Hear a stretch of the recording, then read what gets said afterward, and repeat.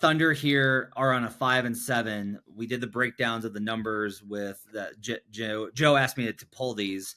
The Thunder are small favorites, but they are a home favorite. Home favorites that are 5-7. Going back to 2003, 286 and 301 and 5 at 49%. So slightly below 50%. That's not within the range of it being super profitable to fade them.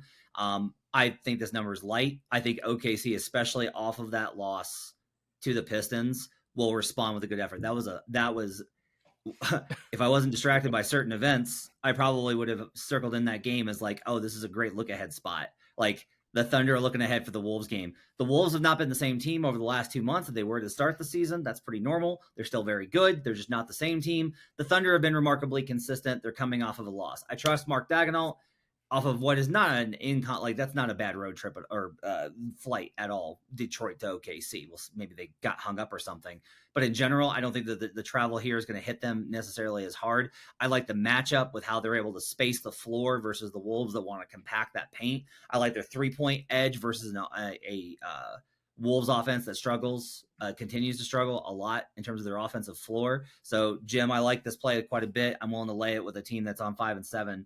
I laid it with 2.5. There's a Thunder -2 in the market as well. Yeah, I echo a lot of what you just said. I also think a huge factor in this is the Timberwolves without Mike Conley have looked very, very, very human. He did not make my list of players, the Jalen Johnson All-Stars. He is a late addition. He is an injury replacement to be in there because he is absolutely a player that when he is missing, I'm be looking to fade the Wolves. So he's questionable right now. But even if he does play, I'm going to like this. You said it's a light number. I agree.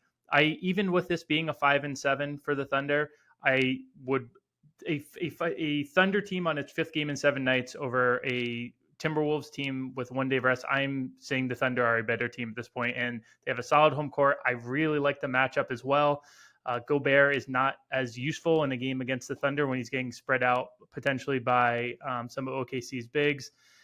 Since the calendar turned over, the Wolves are just 8-7. They really, you mentioned the last 2 months, but even more specifically, the defense just hasn't been that as overpoweringly dominant, and the offense has really notably slipped. If you watch the games recently, Anthony Edwards, he was sick, in a couple of games, so maybe it's potentially that. But some of those really tough jumpers, especially those bankers he was getting early in the season, those haven't been hitting at quite as high a rate. It makes me think that maybe some of that was a little bit of shooting luck, and his numbers are going to come back down a little bit.